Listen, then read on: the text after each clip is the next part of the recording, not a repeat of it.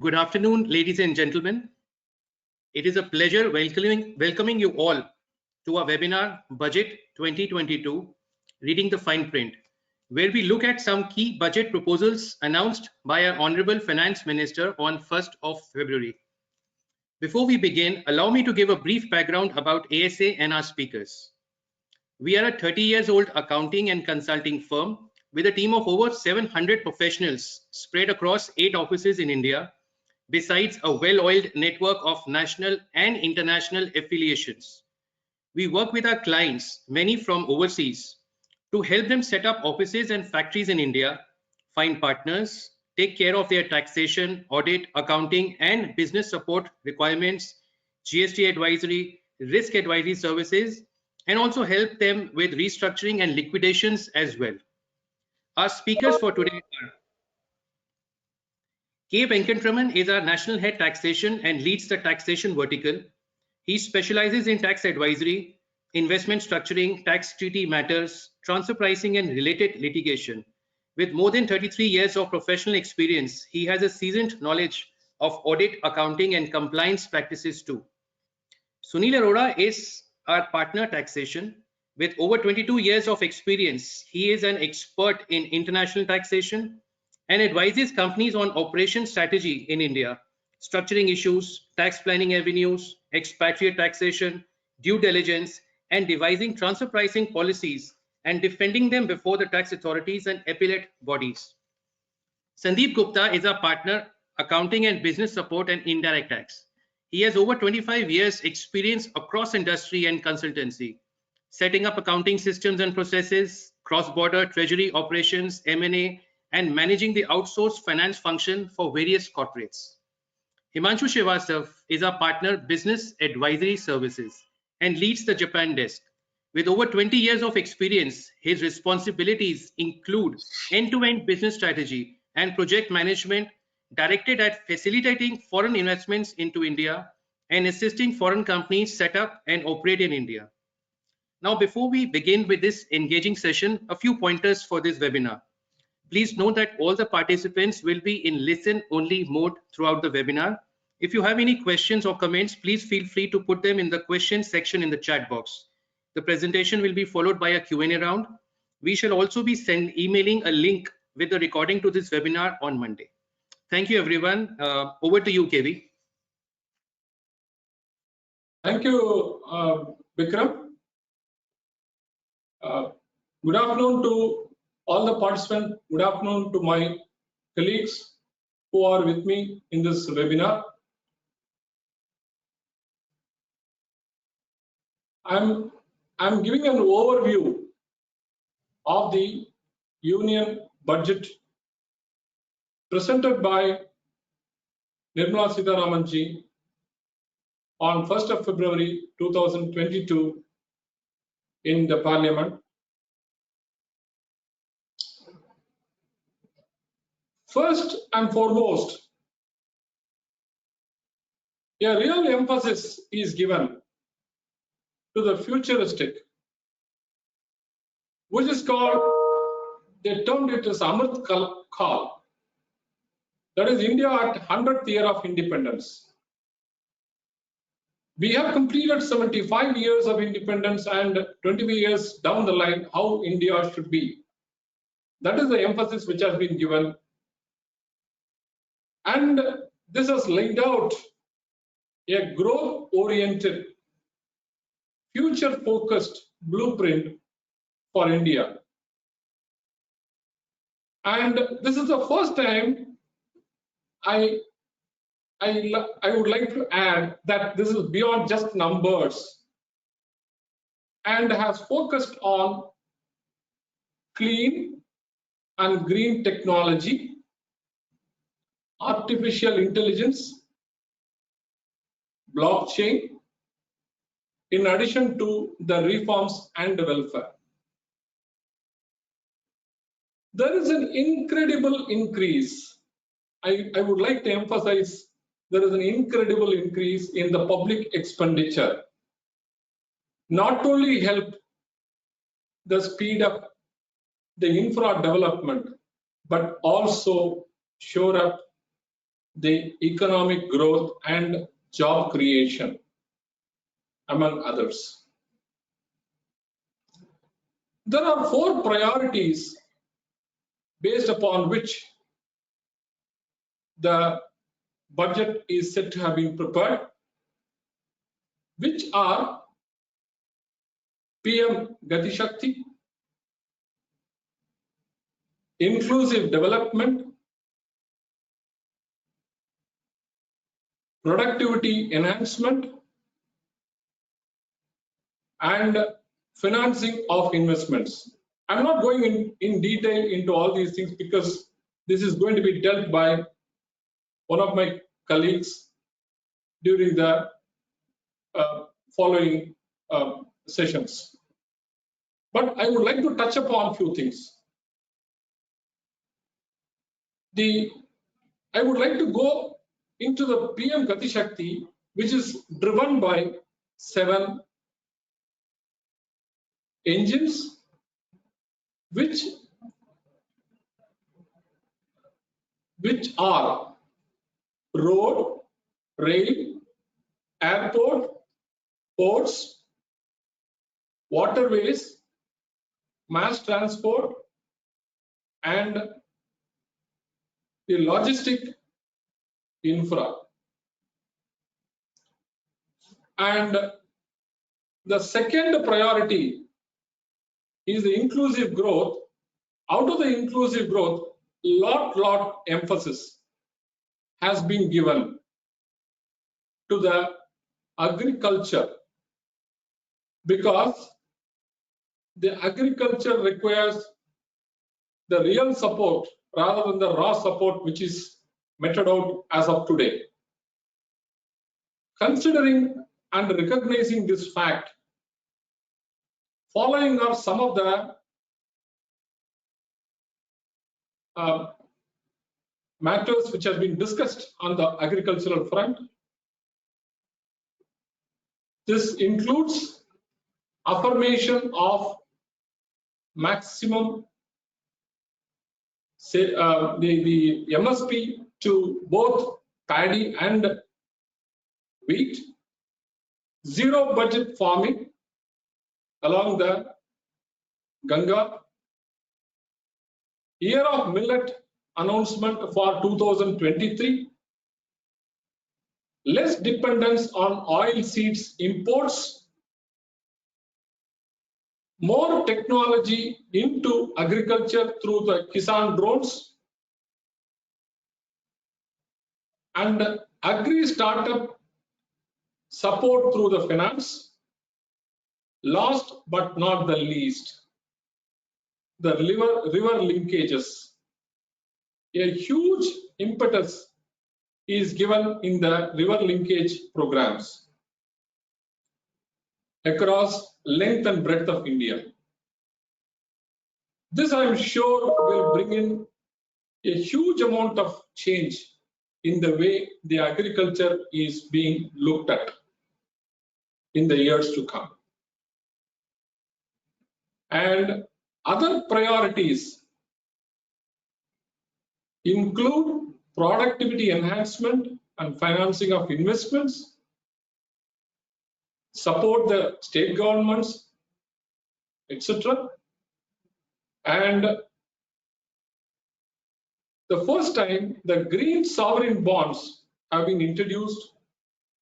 This is in line with the sustainable growth, which has been the backbone of this union budget. So with this overview, I am handing over to my colleague Sunil, who is going to delve on direct tax matters which have undergone changes. He is going to take it through. Over to you, Sunil. Thank you, Venkat. Thank you for the macro perspective on the budget. Good afternoon, friends. Friends, from a direct tax perspective, generally the way we look at a budget is to understand what level of stability the budget provides. Really, it's been a long time that the foreign investors have been discussing about, and there has been a general issue about whether there are the tax policies in India are certain or not. And therefore, the way we look at any budget on the taxes side is to understand, try and understand where have been the changes. Are these earth-shattering changes? Do these, change the good old policies, that have been there for a number of years? Any significant tax positions that have been changed? Any new taxes that have been introduced? So on and so forth. Now, my take on the budget is it certainly does not disappoint on any major front. As a matter of fact, it provides a more certainty and also a closure to a lot of issues that were open for a long time, which again I would say is a sign of maturity, is a sign of the way this is being dealt. Notwithstanding the final decision what the government has taken, I'm not here to say whether something is good or bad. All I'm trying to say is that there is a certain level of effort that has gone into giving finality to a lot of open issues. But if I were to rank this budget in terms of whether there are more happy proposals or sad proposals, I would certainly be inclined to say that there are more happy proposals. Give me the next slide, please, and I'll of course try to explain to you how we can delve more into it. Next slide, please. So there is absolutely no tinkering with the basic tax rates. They all remain the same. There is no change. As a matter of fact, there is a significant reduction in the way we tax the long-term capital gains. What they have done is they have said now long-term capital gain on transfer of all assets, they have capped the surcharge that applies on long-term capital gains from 37%, which was the highest rate, to now 15%. Now, the way it affects taxpayers is a big way, by the way. So if, let's say, if you were being taxed at 20%, which is a long-term capital tax rate, if you add a 37% surcharge to it and assess, the rate that you were paying today is 28.5%.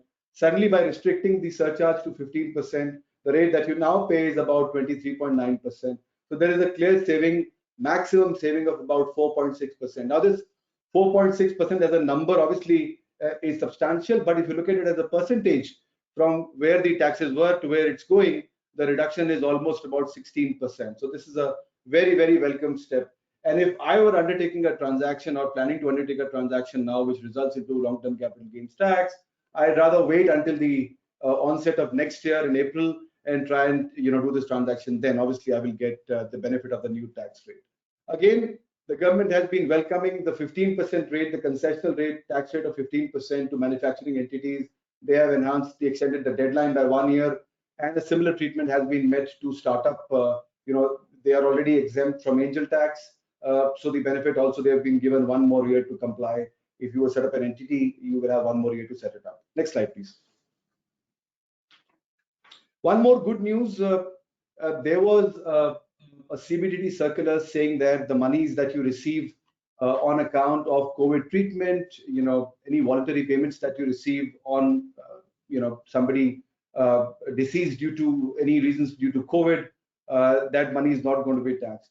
Now, what they've done this time is they've brought the findings of this circular and given you a formal law in terms of these provisions. So what they're saying now is, if any person pays to any person receive money from anybody for actual towards the actual amount spent on the treatment on COVID, the entire amount is exempt from tax. So any voluntary payment that you receive from anybody, and if you're able to substantiate that the money was towards treatment of COVID or COVID-related diseases, that money is exempt from tax in your hands.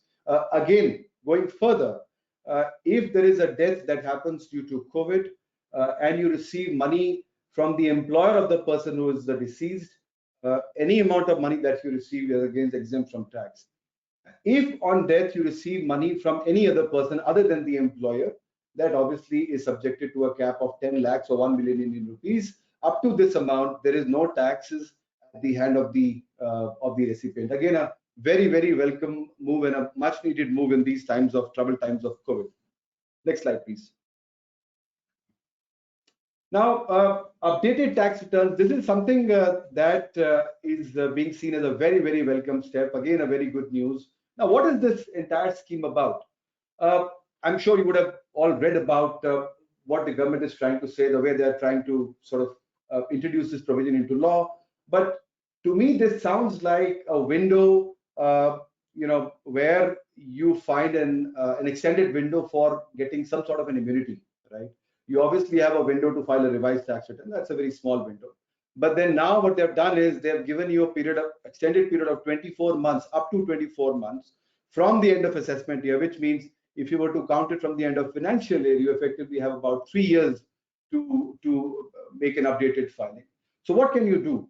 If you realize that there were some omissions or rectifications that you want to make into your tax return, if there is a tax position that you want to apply to a particular year, let's say you were taking a particular tax position on a transaction that runs into multiple years, and this year you are finally ready to accept a tax position that the tax officer wants you to accept, you should have the ability to make the changes. Now, if you were to do it today and the time period to file the revised return has passed, you will have to go through the very tedious process of getting into the assessment, asking the tax officer to change it, pay interest, penalties, in some cases prosecution also. This provision now, when they allow you to make any changes in the next 24 months, there are conditions. If you can make these changes, obviously there are no repercussions besides the fact that you end up paying additional tax. Now, how do you compute this additional tax? Number one, you are to pay whatever tax and interest that accrues on the enhanced income that you disclose under the updated tax return. Number two, any differential that you find between the tax due and interest due on the enhanced income that you offer under the updated tax return regime, you are going to add a 25% additional tax if this updation is happening within 12 months of the end of the assessment year. The moment this period goes from 12 months to 24 months, the amount that you add to your tax return, to your updated filing, is 50%. So just to give you a simple example, if let's say your original tax return said an income or a tax of about 100, when you try and update it, the tax becomes 300. So there is a basic difference of 200 in the tax that you ought to pay. And consider it tax and interest and all the dues that you ought to pay. Now you will pay this 200, plus you will pay the additional 25%, which means make it 250 if this updation is happening within 12 months. And again, an additional amount of again 50 more, which makes it a total of 300 if this updation is happening within the next 2 years. Now, the good part here is that even when you did not file a tax return to begin with, this updated tax return can be filed. It's, again, as I said, it's a window. It's some sort of an immunity that you're getting. It's some sort of a settlement scheme that is being offered to you, which is a very welcome step. Applies across the set of assessees. So you are an individual, corporate, doesn't matter. You will have the same privilege to file this updated tax return. Now, what are the key conditions? Under what cases you cannot file this updated tax return? One is if you're already seeing an assessment. In your case, you have received a notice, an assessment is pending, or an assessment is completed. If you are a subject matter of a search by the tax authorities, if you are a subject matter of a survey, notices have been served to you. If you are being investigated for black money under the black money proceedings or the PMLA, the money laundering proceedings, you obviously cannot make any changes to your tax return under this regime. Obviously, if the tax officer wants you to, you get a specific opportunity. That's a separate issue. But under this regime, you cannot file it. The next critical aspect is that you cannot reduce your tax, the amount that you offer to tax. Your tax liability cannot reduce. You cannot claim more refunds. You cannot enhance your losses when you file the updated tax returns. That's certainly not allowable. This is, I think, to my mind, this is one of the most revolutionary changes that this budget offers, besides, of course, what you see on the next slide. Next slide, please. If we were to talk about crypto and the virtual digital assets, I'm sure that we need a separate session for that, because there is just so much of discussion happening everywhere. You see online, you see Twitter. There is just so much discussion happening on what these assets are. What is this change all about? Does this change make digital assets and any currency based on a digital asset legal tender in India? There have been questions asked. One could discuss that on some other day. But what is the change that has happened effectively today? So what they've done is, first of all, what they've done is they have created a new block of assets. So what they've done is they have created a block which has crypto, your non-fungible tokens, anything and everything that is a digital asset has been put into a separate block. And even now, in the Income Tax Act, you have separate blocks. You can be taxed separately on the winnings that you get from lotteries, winning from horse racing. It's a separate block like that. So once this block is created, they are saying we are going to tax any transfer, and transfer includes exchange also.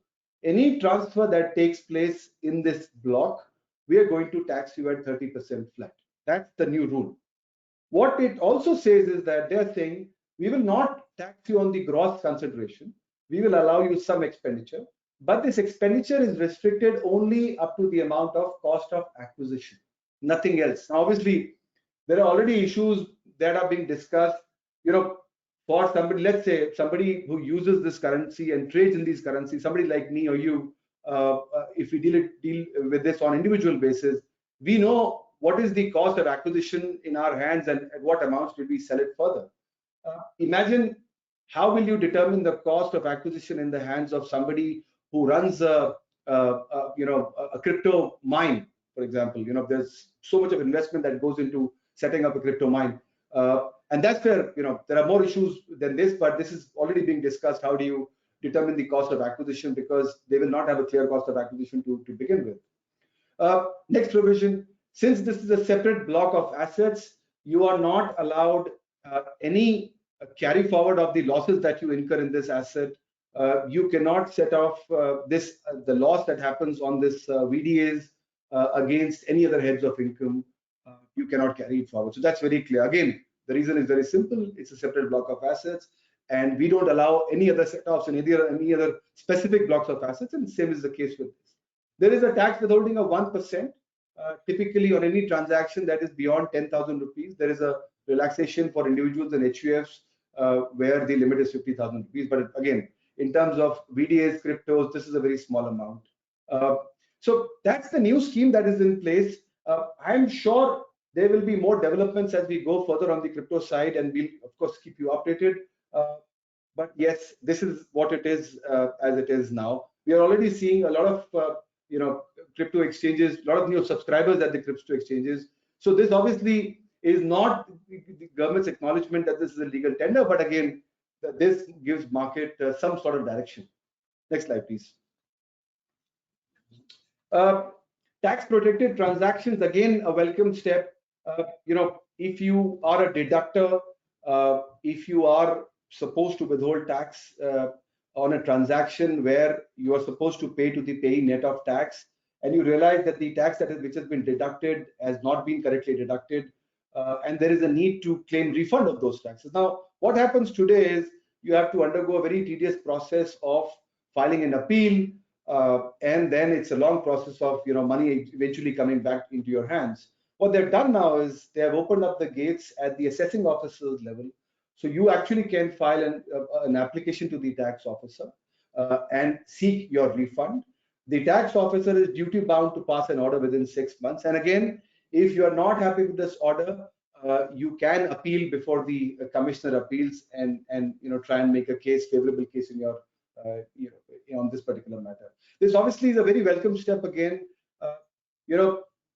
Sounds very simple, but when you look at these contracts, these could be very large contracts. Imagine the case of an EPC arrangement where the taxes, the amount of cash flows that they impact could be very, very significant. So this is a very significant provision as far as the way we understand it. And given that this provision, this particular proposal restricts the amount of time that the tax officer should take to respond to you, believe me, this could be path-breaking in terms of the sort of cash flows, money coming back to your working capital, and therefore making a critical change. Next slide, please. This is a bit of a disappointment in terms of why it has been taken back. We haven't really found any particular reason why the government took back this particular concession. Again, the way the government explains is that they wanted to bring parity into with the dividends that you receive from domestic companies vis-a-vis companies that are based overseas. So what is the change? The change that is that there used to be a favorable rate of tax applicable to dividends that you receive from overseas companies where the Indian company had a substantial, not really substantial, but a major interest, anything above 26%. So when I used to receive these dividends, they were taxed at a lower rate of 15%. Now this benefit has been taken away. Obviously, the government explains that this is a way, for their way to make it comparable to the local transactions. But again, it's difficult to understand when this benefit was so clearly made available and very thoughtfully made available, why this has been taken away now. Now we know for sure that there are some representations already being made in this regard, and therefore it is likely that the government revisits this particular change, and we might see some, this coming back at the end of the day. Next slide, please. Again, a welcome change from the government's perspective, also from the taxpayer's perspective, something that reduces the time it takes for a matter to go into litigation. So what they're trying to do, if you see the first point on the slide, what they're trying to do is they are trying to avoid any matter that is already a covered matter or a matter which is under consideration at the High Court or Supreme Court. So they're trying to say that the tax officers and the entire tax department, they're trying to form a collegium of senior tax officers. And these tax officers are going to read the routine matters or the issues that are before the High Courts and Supreme Courts. And they're going to determine which are the matters that are already pending before these senior appellate bodies, High Court and Supreme Court. Now, once they determine that there are specific matters that are pending before these courts, and they see identical matters being debated in the assessment proceedings, they can direct the tax officers to keep these matters into abeyance, which means you don't have to fight a matter that is already pending before the High Court or Supreme Court every year in every assessment. That obviously saves a lot of time at both ends, and therefore it's a very, very welcome step to us. I think it's going to save a substantial time in the overall processing when this of a particular matter that goes to the appeals and then comes back to the tax officers level. I think it's a very, very welcome move. Again, on the faceless assessment regime, and that's one of the last points that I wanted to make. On the faceless assessment, I'm sure all of us are more or less conversant with how the faceless works. One folly that the system had, obviously there were other teething troubles, but one specific folly that the system had was that if there was a requirement for you to ask for a in-person discussion with the tax officer, that was kept to the discretion of the tax officer. But now the change has been made. A change has been made where if the tax officer wants to make a variation in your tax return, if he wants to enhance your tax return, the income in your tax return, he is duty bound to give you an opportunity of being heard. There are processes around it. How this is going to happen? It's going to happen through video conferencing. The entire process has been laid down. But again, the fact that you get an opportunity to speak to the tax officer, put forth your point on a one-to-one basis. Again, even it's being recorded, I think it's a very, very welcome move. And therefore, this could make a path-breaking difference in the entire way faceless assessments are concerned. Last slide, please. Now, these are some changes, again, critical to some. For example, if you look at the second point on the slide, it primarily relates to pharma companies, but again, could be relevant for any business. So what they're saying is any expenditure that you have incurred in terms of in contravention or against the rule of law or the law of the land where this amount has been incurred, the expenditure cannot be allowed. Now, there were debates, there were discussions, there were court rulings that said that if the contravention happens outside of the Indian jurisdiction, that amount can still be allowed because the law very clearly mentioned that the contravention has to be in context of the Indian law. And therefore, the taxpayers were getting relief, they were getting deduction in respect of amounts that were spent in contravention of the amounts spent outside India. Now, this proposal very clearly says that whether the contravention happens in India or outside India, whether you have agreed to a compounding for contravention happening in India or outside India, we are not going to allow this expenditure to you. And there are related aspects, but again, there are more industry-based, industry-specific, and one doesn't need to discuss it in this forum. One last point, again, a debatable issue that has been put to rest is whether the cess, the education cess, or any sort of cess that you pay as your liability, is this allowable as a deduction in your tax for tax purposes? Obviously, this matter has been in debate since the time cess were introduced back in 2005, and there were rulings which said that cess actually is not considered a part of tax, and therefore, when you compute the entire tax, the cess alone, just the cess part, can be claimed as a deductible expenditure in computing your tax liability. Now, this budget provides absolute clarity that whether it be surcharge or it be cess, everything is a part of your tax liability, and therefore it is not deductible as expenditure. These, my friends, were some changes that I wanted to bring to your notice. Over to you, Sundeep, for your insights on the indirect tax part. Thank you, Sunil. On the indirect tax proposal side, you could change the slide, guys. So basically, every year, we would be having the changes related to GST, customs, and excise. Very few in the latter two, primarily on the goods and service tax side. While we all know that any change which has to be brought in goods and services tax has to be with the concurrence of the GST Council. The exercise in the union budget percolates down to either giving effect to the decisions of the GST Council or making procedural changes. So whatever has happened in the union budget of 2022 does meet the concurrence and approval of the GST Council. Next slide, please. On the goods and services tax, the GST side, the tax credit issue has been long troubling not only the government but also the taxpayers. What began as a fantastic exercise or a concept of a two-way communication between the buyer and the seller, where the seller uploads the details of the supplies made to the buyer and the buyer verifies it, he either accepts, rejects, or modifies it, or where the supplier had omitted to upload the details of the supplies, the buyer could actually add it himself, which would then flow on to the supplier for acceptance, rejection, or modification. This was the original scheme with which GST processes and systems had been envisaged. Even the law was drafted in the same fashion. But as chance would happen, the systems which were built up on GSTN did not take care of this aspect, or they were unable to cope up with the complexity required in this entire exercise, and all these provisions were kept on hold. Now, in this budget of 2022, the government has finally realized this is not going to be possible. So they have completely deleted all those sections, and even the thought of a two-way communication between the buyer and seller does not exist on the statute book anymore.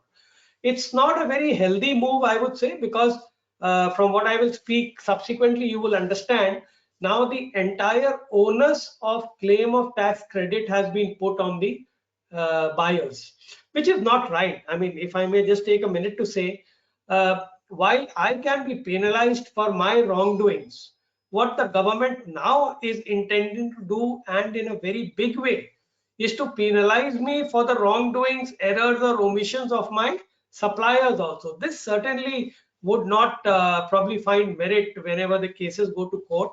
And there are enough and more jurisprudences in the past where even various high courts have held that as long as the buyer has paid the tax to the seller in a genuine and a bona fide manner, for the fault or fraud of the supplier, the buyer should not be penalized.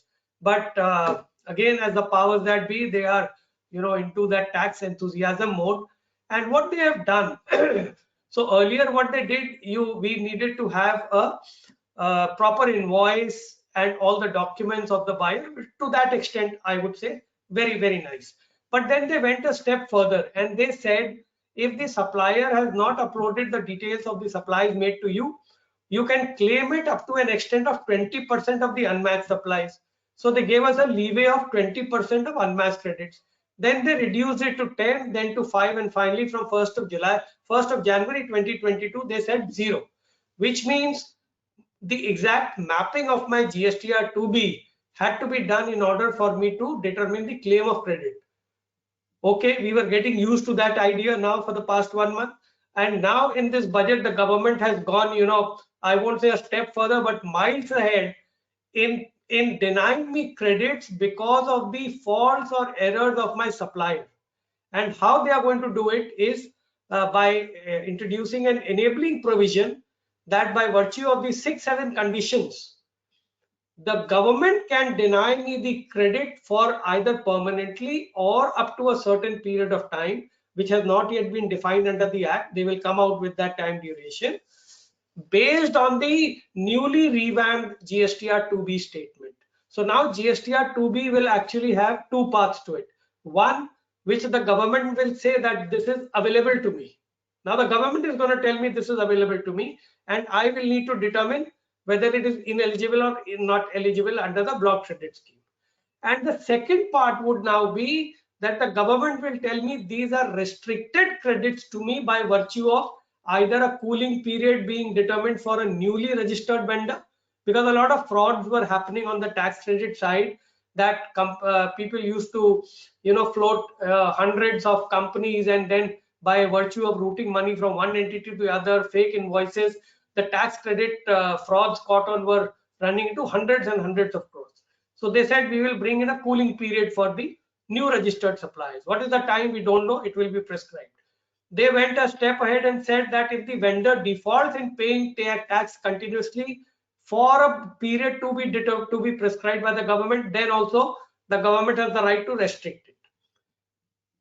They said if the vendor has not paid the taxes in terms of the ITC available to it.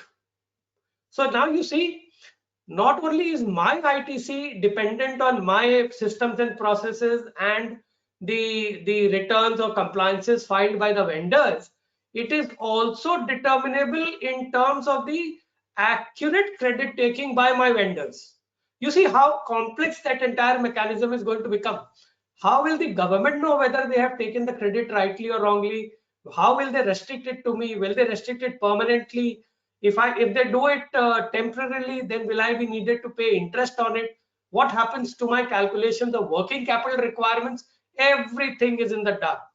Believe me, these are very, very draconian provisions which the government has taken on themselves to have the powers to it. They also introduced another section which said that we will have the power to determine the maximum proportionate amount of credit which can be utilized in paying a tax liability. Now see the beauty of it. This is basically to increase the direct cash flows of the government, and it will negatively impact my working capital in the corporates.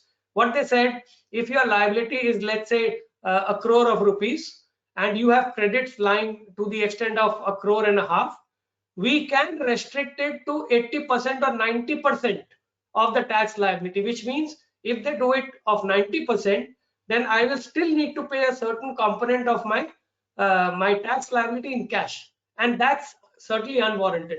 Don't get me wrong, they haven't come out with the proportion as of now, they haven't come out with the time frame as of now, but they have taken an enabling power on themselves that this is what they can do, and which they are going to come out very soon.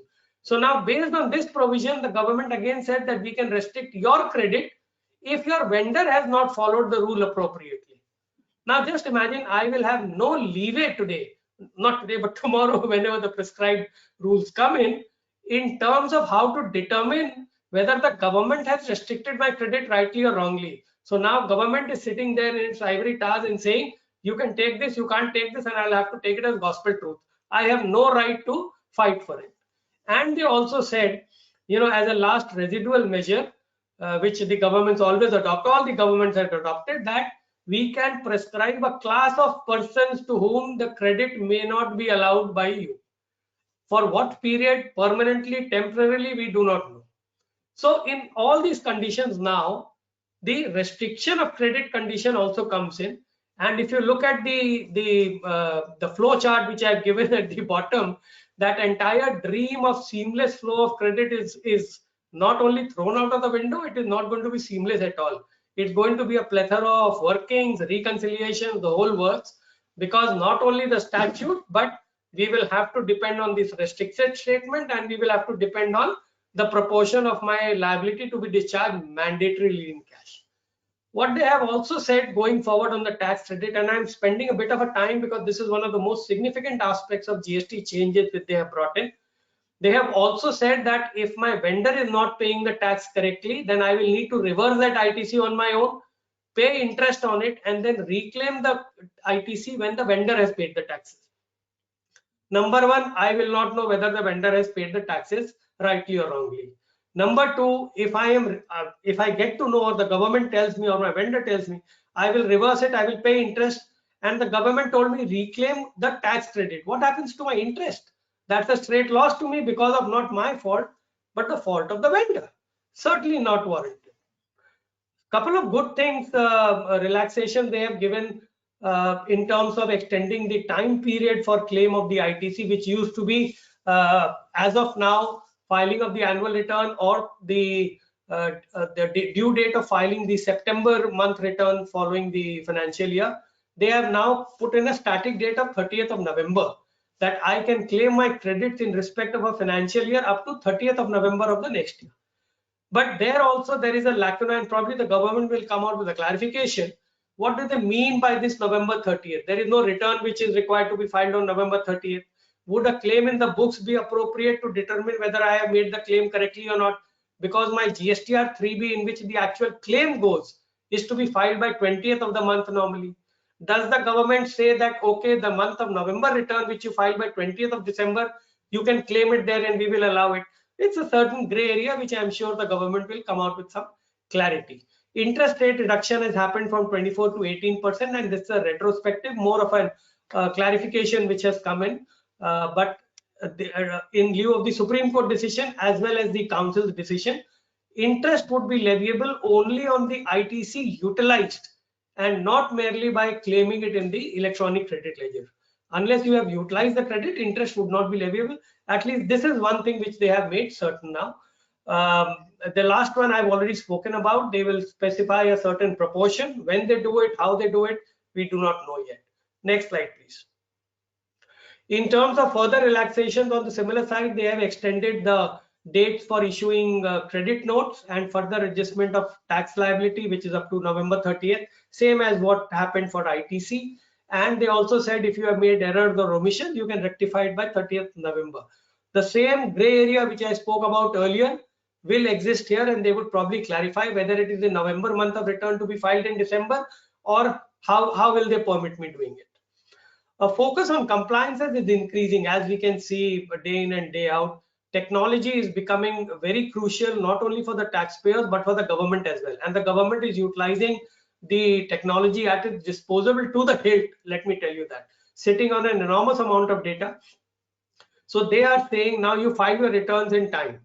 They say if you do not file your GSTR once of a particular month, you cannot file a subsequent month. So which means they are ensuring continuity of filing of the returns. You cannot have filing in one month and not filing in another, then again filing in the third month, not permitted.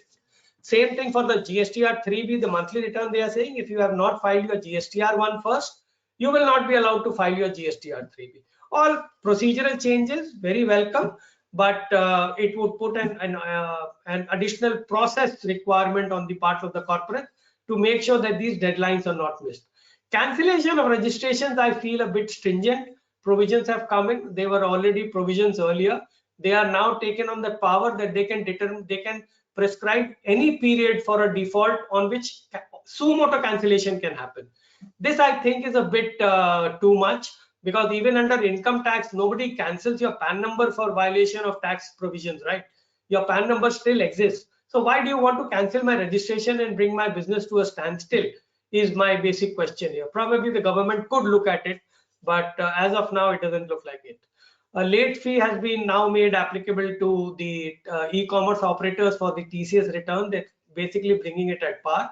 And for non-resident taxable persons, the earlier due date of filing was 20th. Now it is 13th of the next month. Next slide, please. Very minor changes here. They're benefiting the embassies, consulates, United Nations organization agencies, and those specified persons. Earlier, they could claim refund within 6 months of the end of the quarter. Now that period has been extended to 2 years. Relevant date has been announced for or clarified for SEZ refunds also, and that's more of a clarificatory nature.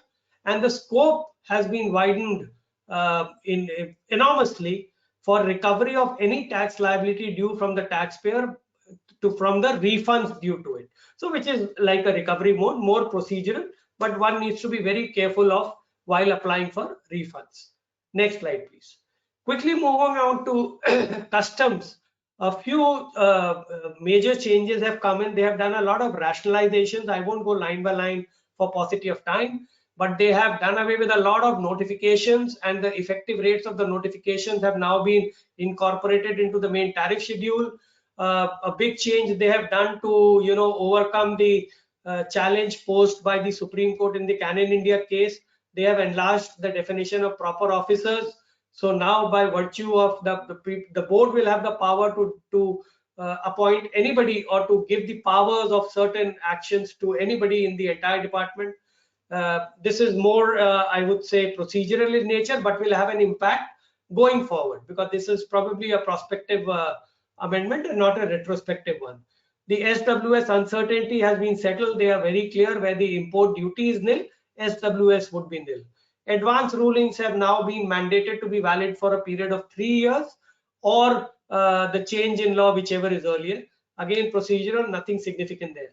But what they have done now, they are again trying to curb evasions through undervaluation. So they have brought in an enabling provision saying that additional obligations can be put on the importers in order to prove the value of import, because this has been a rampant aspect of evasion and money laundering also.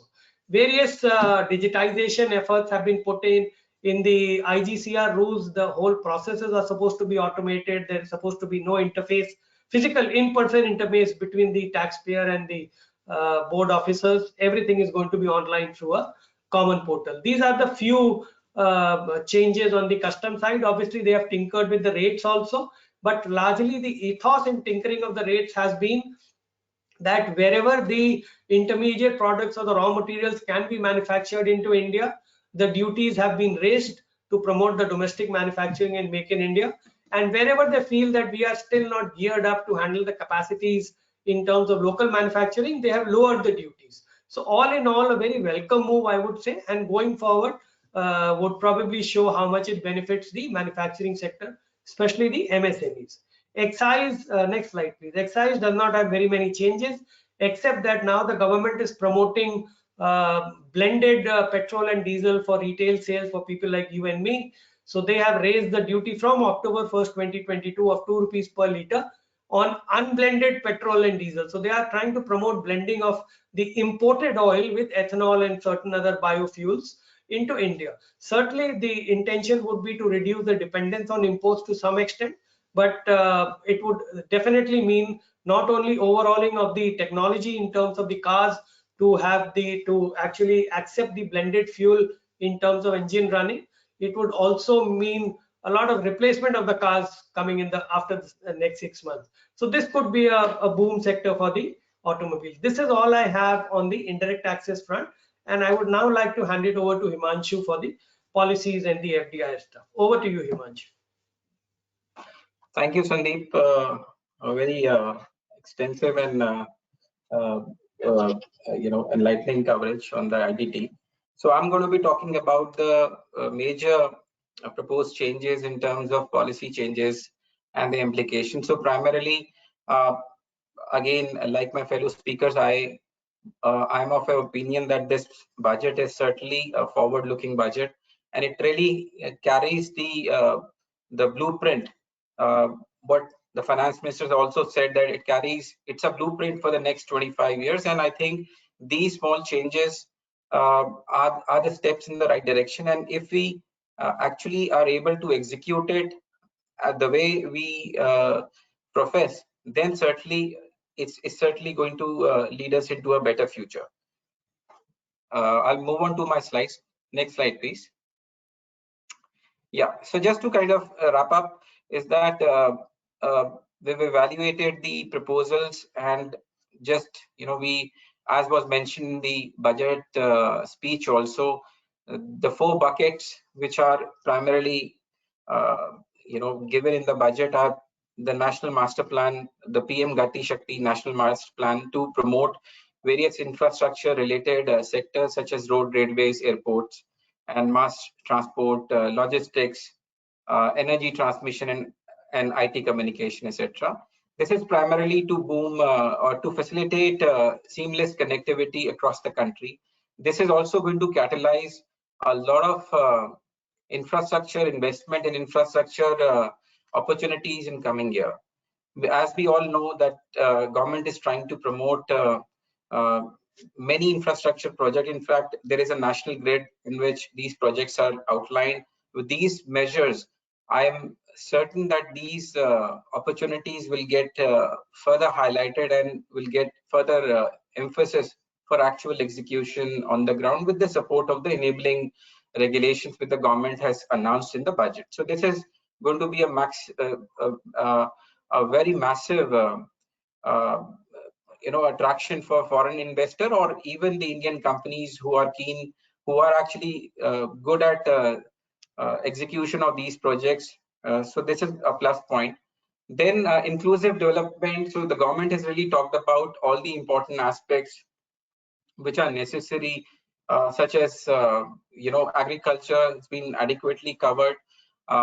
Food processing, not much, but if we really see the recent announcements since last 2 years, I think a brief statement suffice that no need to further elaborate because this sector is one of the core priority areas. MSMEs have already been facilitated over last 2 years, and this is going to further enhance the ease of doing business in India or ease of doing business for MSME. A very important aspect which was highlighted in the budget was skill development. Definitely, I see that this is a priority in need of the hour, that we need to now focus, given that the economy is now going, in the GDP is projected to be in the range of 9+ amongst the highest. There is immediate need to increase the skills of the manpower and the skills that are there required to kind of execute or rather handle these new opportunities. So this is again something that I think the attention is the right direction. Then of course a lot of emphasis has gone into the digital education. This is again a boom in the education sector, so for the IT sector, because whether it is the foreign universities being allowed in IFSCs or the way digital universities or pre-recorded sessions for the schools, I think that we are already well aware and actually experiencing that this is one of the effective way. During the pandemic, a lot of education happened online, and I think this is a good stream to develop capacities further on. So this is something I personally feel is very good. Water and housing specific targets been given. I really liked the statistics which are given, and in the budget as a departure, the government has also accepted certain shortcomings in achievement of target, but I think these specific targets are achievable, and this is the right tone that we need to kind of keep to measure each budget. And of course Northeast India, given the potential that it has in next to the ASEAN, I think we have been giving a lot of emphasis on these aspects for last 10 years, but then specific announcements have been made in the budget. Well-directed efforts. Digital banking, something which I really thought that is again need of the hour. For example, integration of post offices with the core banking function, portability of banking facility gives another dimension to the growth story. Then the third aspect was productivity enhancement, investment, sunrise opportunities, and climate action. So all this encompasses ease of doing business 2.0. The process of government procurement has been kind of, I would say, deregulated or made simplified. 5G telecom, which is again very relevant for this time, is certainly given emphasis, and the government has even announced that they will bring in a PLI, production link incentive scheme for the 5G telecom. This will also boost the telecom 5G telecom ecosystem, again mentioned very clearly in the budget. So I think these are very good announcement, and looks like it's going to be a good time for these sectors. Defense, again, a very positive announcement by the government, allowing private participation in the defense sector. For example, 25% of the defense R&D will be allocated to startups, academia, and the private sector is again a very welcome move.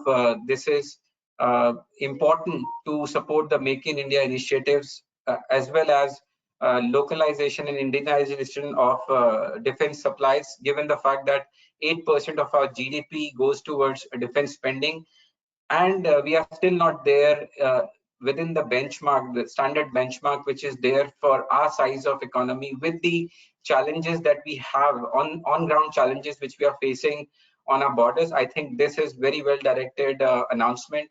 Sunrise opportunity, anyone's guess, but then there has to be a concentrated effort, and I think government has really put in their attention towards it and should get a boost in coming days.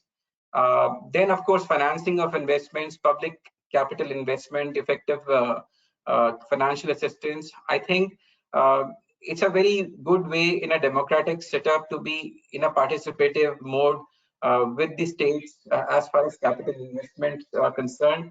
That also deregulates, enables local implementation of these large infrastructure projects or capital investment in consultation with the state government. GIFT, IFSC, International Financial Center, definitely is a flagship scheme and is definitely getting adequate attention in each budget. And I think these new announcements are very welcome. And thematic funds for sunrise sector. To promote the sunrise sector, there is immediate need of funding, and I think these funds are, the opportunities will definitely aid the growth in these sectors. Next slide, please. Yeah. Next one. So specifically speaking, I think let's not read the budget. One of the shortest, as was reported in the media, as it standalone. We need to actually see what is the strategy and the vision behind this document and behind these announcements. Is that since the pandemic happened, we have seen literally every sector suffered, and there was impact almost negative, except a few sectors such as pharma. But then there was a very concentrated effort, be it the Atmanirbhar Bharat, and the outcome of which was a production-linked incentive scheme, which really encourages manufacturers, foreign or domestic, to invest in these targeted sectors. So if you really see the whole story rather than one chapter, you will understand the intent of the government. Is that during 2020 we had these PLIs for, let's say, the manufacturing of medical device, because that was need of the hour at that point of time. White goods to reduce the import dependence, high efficiency solar PV modules because of the cost of energy, reducing the cost of energy and other considerations, and steel and other infrastructure, because these are certain basic fundamental revenues for any economy to grow. Then fast forward during 2021, we saw and Sundeep also mentioned, in terms of phasing out of old automobile, this PLI scheme is going to really boost the auto and auto component manufacturing in India. And there has been a very positive, proactive response from the companies active in the sector to actually commit to those long-term investment. And we have, done a lot of consultation, and we see the clear interest as to the appetite is there to further kind of boost the manufacturing capacities in India, and this is definitely going to aid or rather facilitate the decision making at the headquarters. Automobile, the ACI batteries, telecom and networking products.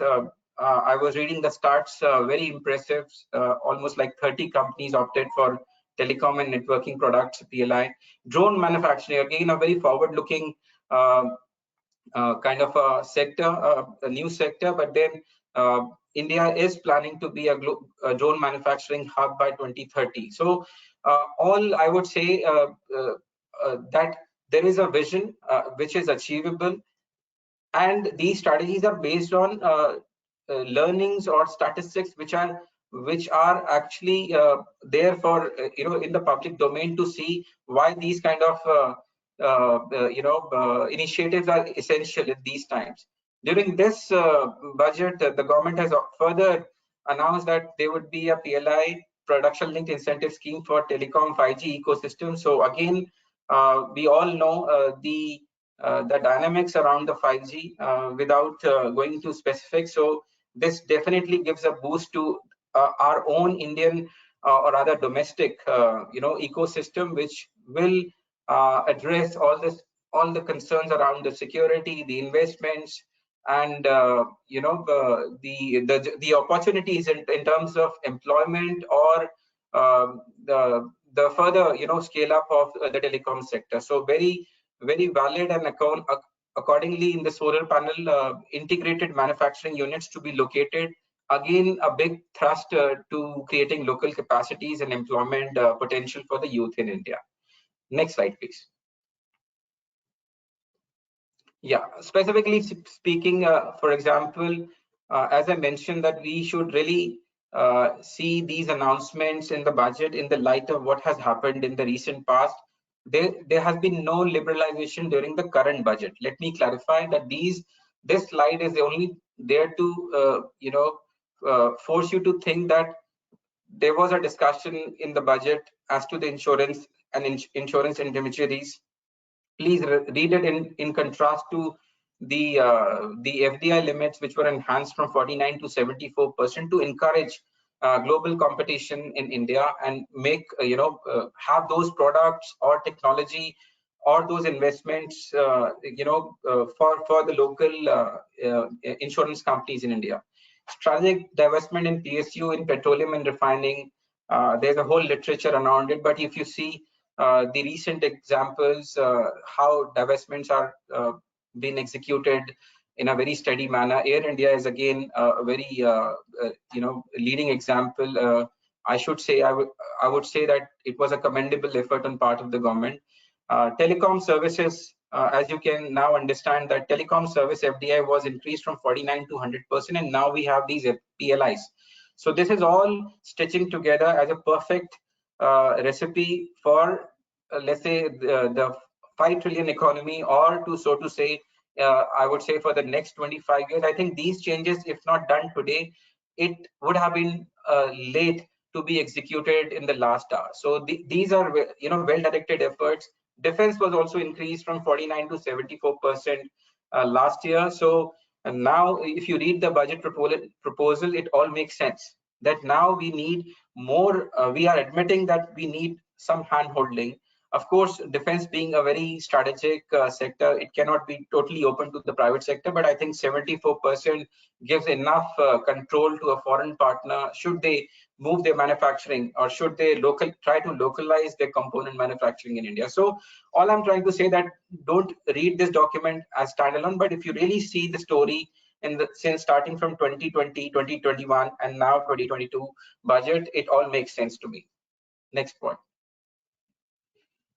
Yeah, so sunrise sector, a little brief on this. High emphasis, I would say, the new avenues which were announced by the government, which is in the center: geospatial system, drones, space, genomics, clean energy, clean mobility. We all know EV is the talk of town, and I think electric vehicles are definitely going to replace the inconsiderably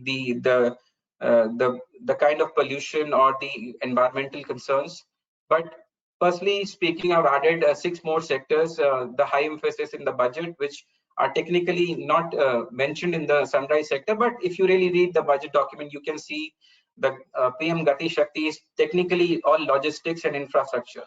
We are emphasizing digitization of kind of compliances. We are emphasizing digitization of various procedures, so to kind of save the efforts and time and the cost associated with complying with different regulations, different compliances under various laws. Fintech definitely gets a boost. Digital payment remains a core focus, coupled with the crypto admittance of somehow recognizing that crypto does exist and it is not illegal.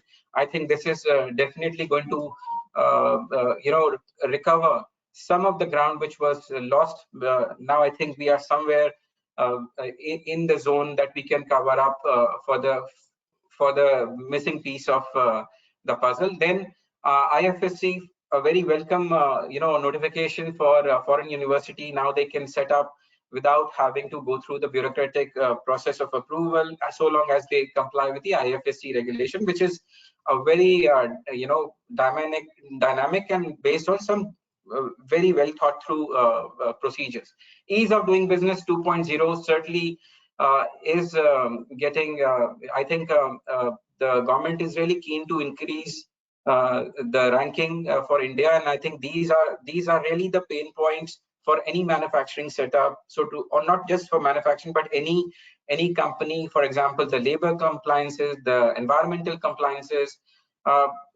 We have seen that 25,000 compliances were removed, 1,500 central laws were actually scrapped. So I think with this digitization of manual processes and integration of center and state record, which is again, many of you would understand that you file one paper in central and another in state records, you need to make multiple copies. Now you simply upload and it interacts with all the stakeholders, be it state, center, or municipal. So it really takes care of the pain point there.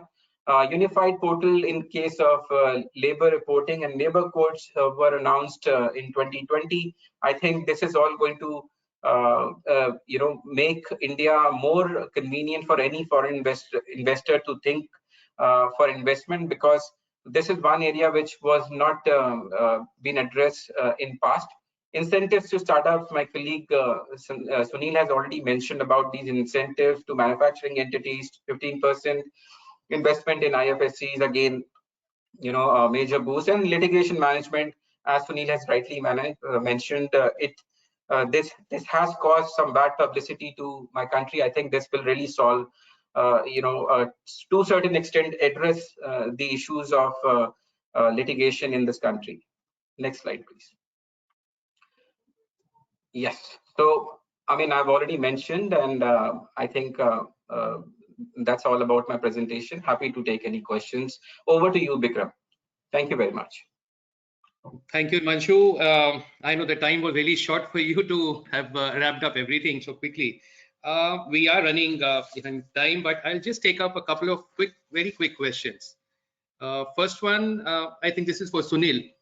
Sunil, I have a question. There was no movement on the tax parity. Again, meaning the foreign financial institutions such as banks pay almost double the corporation tax rate than that of domestic. Given the need to attract new capital and the push to a global financial center in GIFT, are these policies counteractive? I think if I understand the question right, what you're asking is that the foreign banks are still taxed at a higher rate in comparison to what other similar institutions in India are taxed. Right. I think if this be the understanding, I think first of all, a couple of aspects here. First of all, I think the foreign banks are taxed at about 40%, which is the rate that applies to all the foreign companies that operate in India, let's say through a branch or a project office or a structure which is a non-Indian structure. So first of all, there is absolutely no disparity in the way we treat foreign entities in India. And the question is the larger issue: how do we sort of bring parity in both these structures? So 40%, I think, is a rate which is common all across. As far as gift is concerned, the intent was very clear. It was in the speech itself that the government intends that gift should become a financial hub for India, and that's what they're targeting it to be. All the entities going through the gift city are transparent entities. They are offered complete and almost full tax holidays at various stages. A lot of funds, AIFs, invests, you see, that are being set up in the gift city. So I think if the question is particularly in relation to foreign banks, I see no specific disparity in the tax rate. Also, if they were to convert their branches into subsidiaries, I don't know if that is possible from a regulatory point of view. They will be able to avail the same lower rate in India as is allowed to everybody else, a domestic company or a domestic Indian bank. So perhaps some other aspects need to be discussed here, but in short, this is what I think the view is here. Fair enough, Sunil. Another question very quickly I'll take. Now with the tax on crypto, would the GST will also be levied on the same? If so, on what value and at what rate? Sundeep, I think this is an interesting one for you. Yeah, it's an extremely interesting one. We'll have to wait and watch out for it. But yes, one thing I can say for sure, with the recognition of crypto as a taxable income, it certainly will bring to the limelight the impact of GST on it also. And the bigger question where people would ask is whether GST would be levied on the value of crypto which is exchanged, or would it be levied only on the brokerage on these cryptos. My personal thought would be that it should be levied only on the brokerage, more so because I am not the one who's directly dealing with it, with the end supplier. It is always through an exchange. But then I have another point of view on this. Government should seriously have a look at it. Instead of levying GST on it, they could actually, and they are coming out with a law for cryptos across the board. They could look at taxing the exchanges, just like the stock exchange. We pay a securities transaction tax. They could look at taxing the trades on crypto in a similar fashion. But that is something what we will have to wait and see what the government comes out with. As of now, it's a gray area. Thanks. Because just like to add a point here, I think perhaps given that India is not the first country which has decided to tax crypto in whatever form and shape, countries before us, US, Canada, UK, Australia, Netherlands, they've all taxed crypto, and they have been for a couple of years now. So maybe it'll be interesting, Sundeep, to see how they are also treating crypto for the purposes of their internal VAT or GSTs, whatever rule applies there, because government is sort of taking a view from these countries itself, because a lot of these countries tax crypto in the way we have decided to tax it now. So perhaps there will be some view coming from those countries also. Right, Sunil. So this is an evolving subject. Let's wait and watch what the future holds for us. One very quick question for Himanshu. Himanshu, what is the overall impact on the defense sector in this budget? I think, Vikram, it's going to be very positive for the defense sector. Since I already mentioned a while back, is that from the statistics, we ideally our vintage artillery should be in the range of 1/3, which is exactly 64% as on date. So, and the state of art equipments are only 8%, which ideally should be 33%. So, in my view, these announcements, increase in the FDI limit, coupled with the participation of private sector for the defense, localization, is going to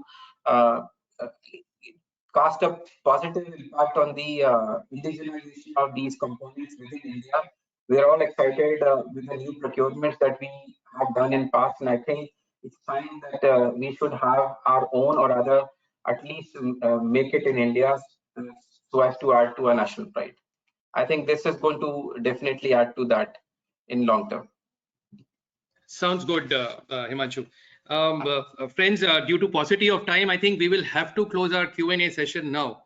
Thank you very much, KV, Sunil, Sundeep, Himanshu, for taking us through the finer print of this budget.